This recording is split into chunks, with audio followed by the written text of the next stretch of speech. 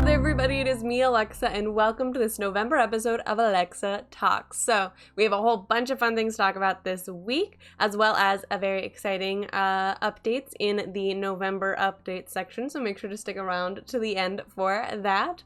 But our main topics for this, we have actually two. One of them will be very, very brief, but I didn't really have any other category to put it in, so it's going to main topics, and that'll be the elections. I just want to talk about it briefly because it is big news right now, you know, it's what's going on in the world, so figured it's worth mentioning. I also want to talk about the upcoming PS5 and Xbox Series X and S, the next-gen consoles, because I'm very excited about it, so yeah, I thought that would be fun to talk about. Those are kind of the two big things happening this November, I feel like. But before we get into that, we have a few other things to discuss. So of course, a special shout out to our 5 Meters Deep members on Patreon, Tarun Kanaganti and Anonymous. Thank you all just so much for the support, and also to all of our other patrons and all of you guys sitting here watching my video. You all are absolutely amazing, and I love that I'm able to sit here and make videos, and it's absolutely spectacular. So thank you guys so much and for helping us get towards that goal of making this a full-time job. We have our very first sponsorship, as you guys may have noticed in some of my other videos, with the Coldest Water. So expect to be seeing this bottle and me talking about it in these upcoming few weeks while we work with them. Make sure to check out the links in the description, do a sign up for their giveaway, which is free to enter. You just put in your email address and you are entered to be one of the 4 winners each month for the $129 1-gallon water bottle. So make sure to go over and enter on that, and then if you want to check out their website and buy some stuff as well, make sure to use our promo code GW&CO at the checkout to get 10% off your entire order. And of course, we also have some more updates from the past month. Firstly, a huge thank you all. We just hit 43,000 subscribers on the channel, literally moments before I start recording this. So a huge thank you to all of you guys. Absolutely crazy. With that though, I want to set a challenge for all of us, because it'll be on me posting often and y'all maybe spreading and sharing the word. I would love to hit 50,000 subscribers by the end of this year, and I really think we can do it. Based on our normal amount of subscribers per month, we should easily be able to hit 50K by the end of 2020, so let's make sure that happens. I think it'd be really fun, just a cool little challenge. I don't really have anything planned for if we do hit it. Maybe I'll come up with something by then, but yeah, that'd just be really fun. So let's try and hit 50K by the end of this year. In other exciting news, we had 166 subs over on our GW Gameplay channel. We also got 14,500 reads over on our website this last month, so very exciting there. And finally, Sri's new channel has hit 33 subscribers. If you guys didn't know, Sri started his own channel, SDSK & Co. Right now, he's been uploading a whole bunch of fun gameplays, BS ideas for other cool content as well, so make sure to go over, check out his channel, and hit that subscribe button. Let's try and get that 33 to 50. You know, we're trying for 50K over here. Let's try for 50 on his channel by the end of the year. I definitely think we can do that, so go over and hit that subscribe button. Other exciting news from October is on October 31st, me and Sri posted our short film, The Virtues of Solitude. A link to that in the description below. We are so excited to share it publicly, and we are just, I mean, it's so much fun. We really love making this film, and we're so happy that it is out there now. I have another video about that will be coming out soon, so make sure to go check out that film, and then we'd really appreciate if y'all went and give it a rating on IMDb or put it on your diary on Letterboxd. Even if you give it a bad rating, just give it your honest thoughts and opinions, and we just really appreciate that. All right, so there's all the introductory stuff. Now let's talk about some movies.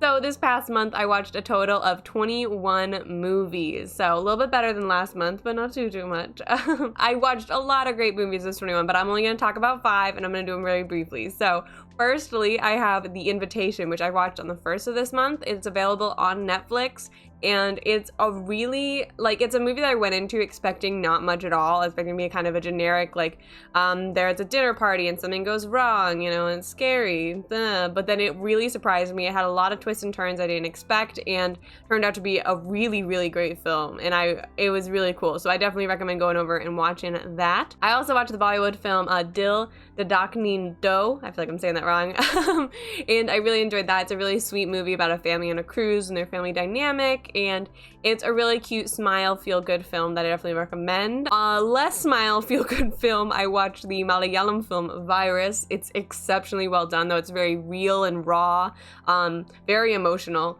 It's definitely not a feel-good film, so maybe you can watch this and then watch Dil Dharakne Do to feel happier afterwards. And another more serious film I watched, The Trial of the Chicago 7. This was again a more serious film, and it is a Netflix original as well, which can go either way with how good they were, but this one was really, really good. The acting in it is spectacular, and the story being told is it's so fascinating to watch, and it's I mean, a really good commentary as well on a lot of things, and I'm not going to go too much into it, but definitely watch this movie. I had no idea anything about anything to do with this before it, despite it happening in my own country not that many years ago, and so it was really cool to learn about this thing that I genuinely had never heard of that is just a really fascinating and important story. So I definitely recommend checking that out if you have any interest in those kind of movies. It's like a courtroom drama, kind of, I guess is the best way to describe it. I also watched the film Lights Out, which of course this film and Virus are also full reviews for, so feel free to check those out if you want all my thoughts. Lights Out, I think, is just an exceptionally well-made horror movie that if you like horror films, you gotta watch it. Alright, I know I said only 5 films, but I want to give an honorable mention to Borat, both the first one and the subsequent movie film. They are so fun, over the top, and I mean, they're kind of a little upsetting to watch as an American to know that there's people like this, because in case you don't know what it is, it's an actor, Sacha Baron Cohen, and plays a character named Borat, and he is from Kazakhstan and comes to America and does a bunch of kind of like wild things and interacts with people, and he interacts with real people, so it's like a mockumentary sort of, because everything he does, you know, he like scripts himself, or improv rather, you know, and then all the people though that they interact with are real people, and so it's pretty insane some of the stuff that happens, like, ooh, especially in that second one, because it's like just filmed, and it filmed starting into quarantine and stuff. It's really, really crazy, but definitely worth a watch. Fair warning though, it's very over the top, and it does get a little inappropriate at times, so just know that before jumping in.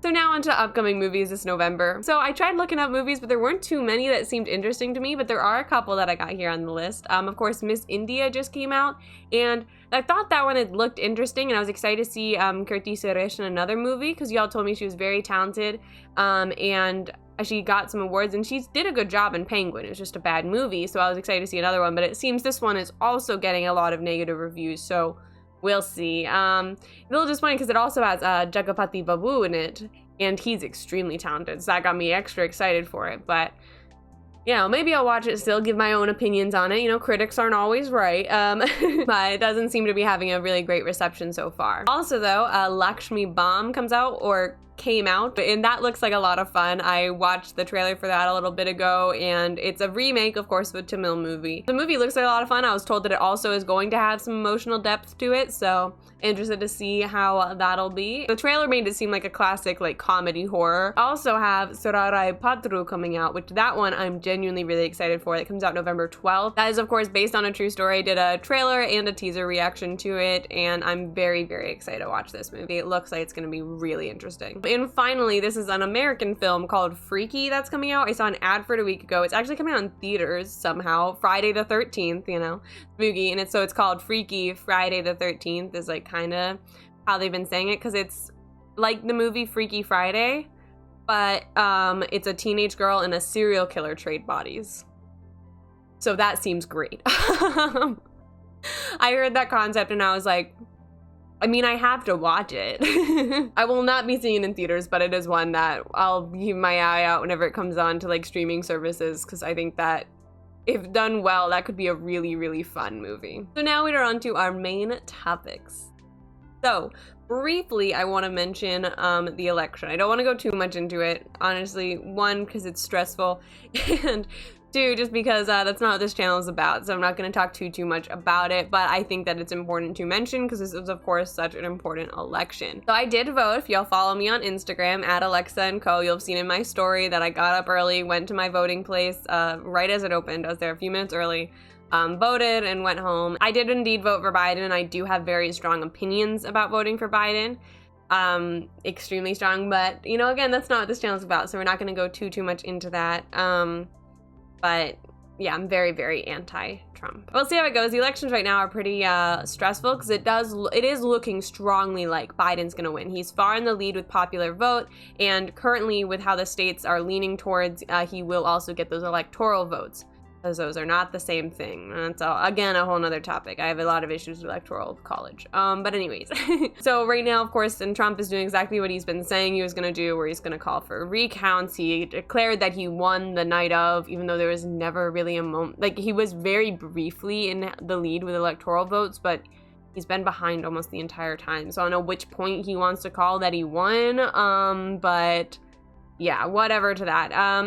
But, you know, I'm happy that all of the states so far have been very strict. Like, you know, we're gonna count every vote. And it seems like everyone, even like his pals, are saying, no, we're gonna count every vote. We're not stopping counting early.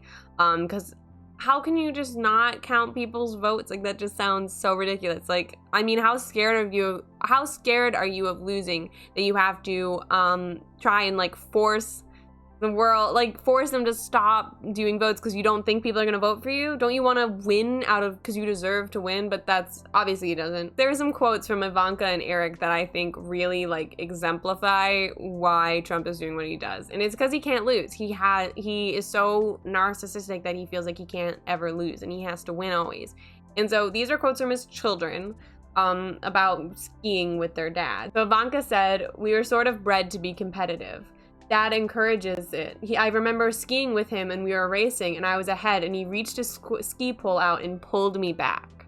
As a kid, he was racing his kids on the ski pole and like reached his pole forward to hold hers back so that he would beat her. Then Eric laughs and says he would try to push me over just so he could beat his 10-year-old son down the mountain. What? Like, imagine skiing with your family and pushing your children over because you want to win. That just sounds insane to me. Like, I'm sorry if you disagree. I mean, that's not the only thing I have against him, so I'm sure that that also adds up to this being more atrocious, knowing the more and more about him. But, I thought that was just wild. I was like, are you kidding me? Like, imagine, like, what a terrible example to set.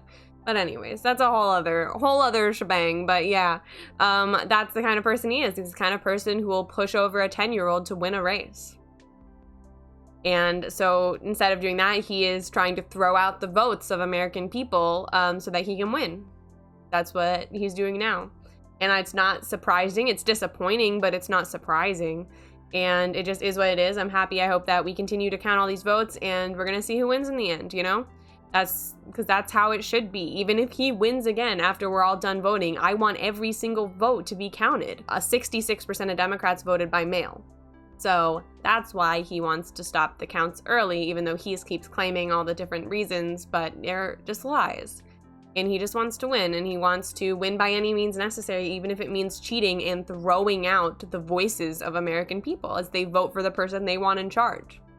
It's as simple as that. So I feel like, I mean, that alone is why, to me, it's so important that Biden wins, because he is literally spitting on democracy right now. He's saying that everyone's vote shouldn't matter.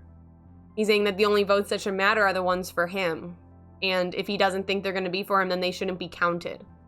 That's not a democracy. And it really infuriates me that he is continuing to do this and people are continuing to be behind him while he so blatantly spits in the face of democracy. But I said that was going to be brief and I talked for way too long. I was very happy to be able to go out and vote. I'm really excited because it's looking like Biden's going to win. And I really, really hope that he does because of so many reasons. It is what it is. We'll see what happens. Voting day is gone and past, and now he's got to wait for the final count to come out, however long that takes. Now on to happier news, the next-gen consoles. The Xbox Series X and S will be launching on November 10th, and the PS5 will be launching on November 12th. In our DW & Co. family, Sri has gotten the Xbox Series S. He pre-ordered that, so it'll be delivered to him on launch day, and Austin pre-ordered the PS5. I won't be getting a next-gen console right away, but I'm still very excited about it, because there's also, alongside the new consoles coming out, there's some really cool games coming out. And I'm going to talk about those in a second, but I am super excited about these consoles. I mean, the ray tracing from them has been one of the most impressive things that I've seen so far. The way that it adds to the games, like the beauty of it, like even Minecraft looks so insanely cool with the ray tracing. If you haven't seen any videos of ray tracing, I'll try and find a link to a cool one and put it in the description, or you can just probably Google the ray tracing. But there's a whole bunch of new features, and like the speeds and the resolution quality they were able to get, especially from the Series X and the PS5, because of course the Series S is a lot.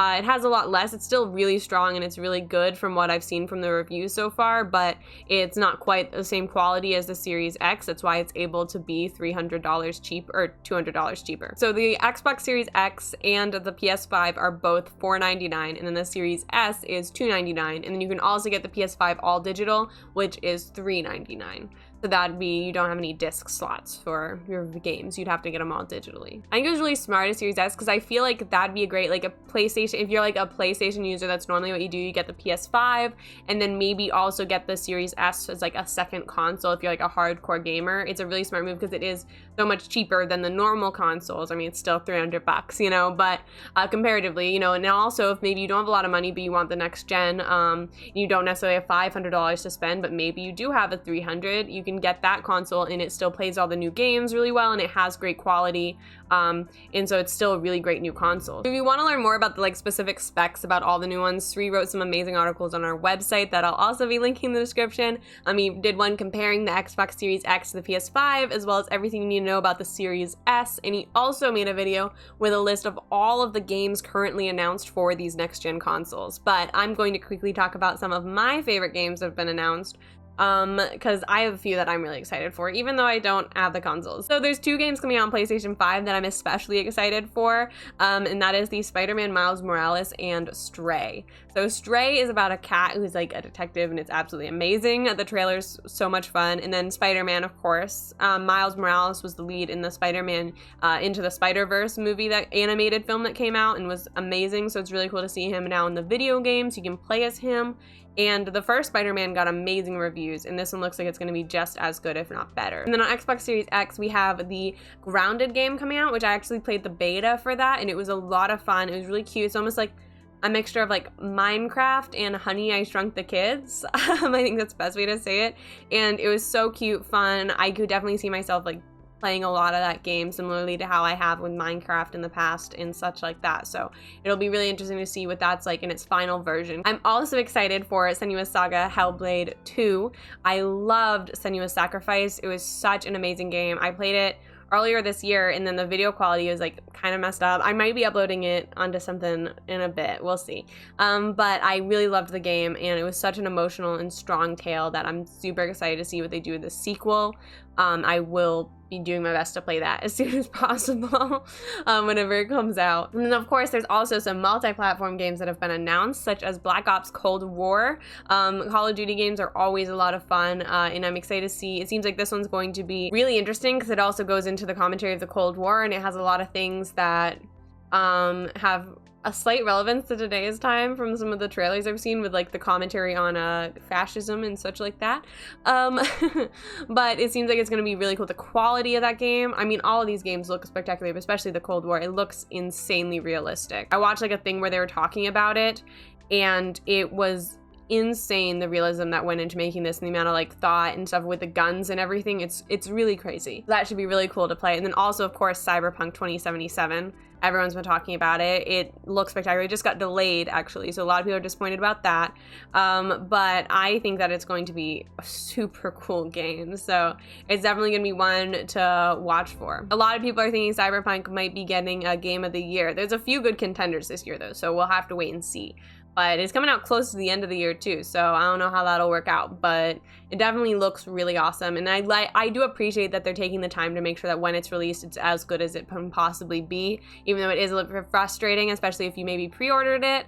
But I do appreciate the fact that they are trying to make it as amazing as possible. And then finally, of course, I've already talked about this one a little bit because I did a reaction to the trailer, but Hogwarts Legacy, I'm so excited about that. More information about that's going to probably be coming in 2021. I feel like we're probably not going to get much more more this year at all, but I'm super excited to learn more about that and then eventually play it. That's like probably gonna be my first time ever pre-ordering a game. It'll be Hogwarts Legacy because I'm so excited. Are any of you guys getting the next gen consoles? Let me know down below. Are you getting the Series X, Series S, or PS5, digital, or regular? Let me know in the comments. Or you have any specific games you've heard that are being announced coming out soon that you're excited for? Let me know. But for now, let's move on to the Q&A. A special thank you to our 5 Meters Deep patrons for submitting these 2 questions. First one we have is from Tarun, and he asked if there's any Indian food that I've tried and liked. So I have tried a few Indian foods now. So my favorite ones that I've had are probably has to be chicken korma, which I've gotten from a restaurant before.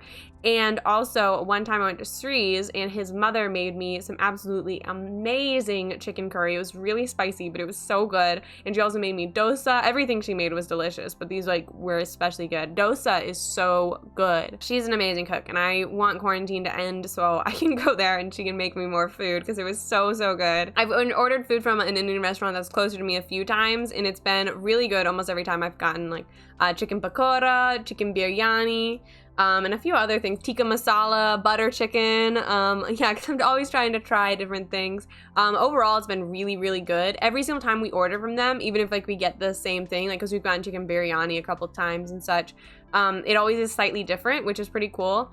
But we always ask for mild because we're kind of like wimps whenever it comes to spicy food. We're working on building up a bit of a tolerance. I am. Definitely, but we always still ask for mild for now. But one time they did not give us mild. It was especially the chicken biryani we got that time was so spicy. It was hard to eat. It was still tasted good, but it was just overwhelmingly spicy. I would love to make some videos around food from around the world sometime. So maybe I'll try and do that sometime soon. I don't know. I have a few ideas but they all kind of require more production value than I have right now. So we'll see. Maybe I'll try and think of new ways to do it so that we can get that to happen because I think that would be a lot of fun. So next we have our anonymous 5 Meters Deep member who asked, in general, what is the thing that I don't like in Indian cinema? So this one took me a lot of thought because in general, there's nothing I really dislike in Indian cinema. There's nothing that comes to mind. But as I was thinking about more and more, because my first thought always is in films in general, I hate whenever there's a plot twist that doesn't make sense or some huge story moment that doesn't make sense with the rest of the movie. That's one of my personal biggest pet peeves in any film from any place. So I was kind of thinking about that, but then I was no, what? That's a very general thing though. I'm trying to think, is there anything specific that I mostly see in Indian cinema that I'm not a big fan of? And I finally came to the over-the-top action sequences. So sometimes I love me a good over-the-top action sequences, and it can really make a movie better. There's some films where it's great and it fits in perfectly. Ala Vaikunta Pramalu has some great over-the-top action sequences that fit the movie really well and actually add to the movie and make it better. And there's many more examples of that as well. But then there's other movies, let's say Vinaya Vidyarama, where the hero jumps on top of the train, and then, etc. That's an extreme example, but y'all get what I mean. Where sometimes the over-the-top action can really take you out of the movie. And it also, in mass films that I've seen, it is a bit overused, I feel like. I understand that it's a lot of fun and I do enjoy it a lot, but I feel like it's just used too often, and especially even in one movie, they'll have a whole bunch of them, and it kind of loses its effect, I feel. Its over-the-top action sequences can be really impactful and lift a movie and make it better, but if you overuse it, it can often kind of pull the movie down and make it not as good. And I think that is a common issue that I've seen in mass Indian films. There's of course so many that do not do this, have nothing like this. But in general, the only thing I can think of that I dislike is when that is overused. For the next Alexa Talks, we are also going to ask you all for questions. So please leave any questions that you have for me in the comments down below. Our patrons will have priority in their questions where I'll answer them first. But leave your comments down below and I'll be looking through and I'll make sure to answer at least 1 or 2 from you guys in the next Q&A section as well. And finally, we are on to November updates. I told y'all there was gonna be an exciting announcement. Here it is. I have started a second channel. It is called Alexa and Co, similar to Sri's SDSK & Co. And I'll be also posting my gameplays and stream archives on there, but I'll also be doing some fun like vloggy videos. I'm very, very excited about that channel. I think it's just gonna be kind of a fun, relaxed place where I can talk about wherever I want. It doesn't have to do with like international film or movie or music or anything like that. It doesn't have any sort of restrictions or anything to it. It'll just be whatever I feel like making, I'm gonna make and post. And yeah, so we'll see how that goes. I'm pretty excited about it. Link to that will be in the description along with everything else I mentioned. I'm sure there'll be a lot of links in this description. But I am looking forward to starting up that channel and making more content over there. So make sure to go over, hit that subscribe button for some more Alexa content. One other update, and I'm telling you all this to keep myself on top of it, but I am participating in NaNoWriMo, which is National Novel Writing Month. It is an amazing organization that's promoting writing and like education around the world, and it's really awesome. I've heard about it last year and I thought about doing it, and then slowly the past year I've learned more and more. And I've always loved telling stories. That's kind of what filmmaker, and Sri as well. So actually me and Sri are working together on a story. I'm not gonna say too much about it yet because it's still early in the works, but I'm currently 5,000 words in. Their goal for NaNoWriMo is to write 50,000 words, but we're kind of aiming more for a novella. So I'm not aiming quite for that many words, but I'm aiming for having a complete first draft. So I don't know how many words it's gonna be, and I'm not too focused on that, but I just wanna make sure that I have a full first draft of the entire story. That's like my goal with it, and Sri's goal as well. So yeah, I'm very, very excited about it, and we'll see what happens. I'm saying it here to keep myself on it. I'll let y'all know at the end of November in the next Alexa Talks if I completed the full first draft or how that's going, but I will complete the first draft because I'm going to. Positive reinforcement. Alrighty though, that is all I have to talk about in this episode of Alexa Talks. Thank you guys so much for watching. I hope you enjoyed. If you did, feel free to hit that like button, subscribe, check out my other channel, Alexa & Co, and subscribe to that as well, and check out Sri's channel, SDSK & Co, and subscribe there as well.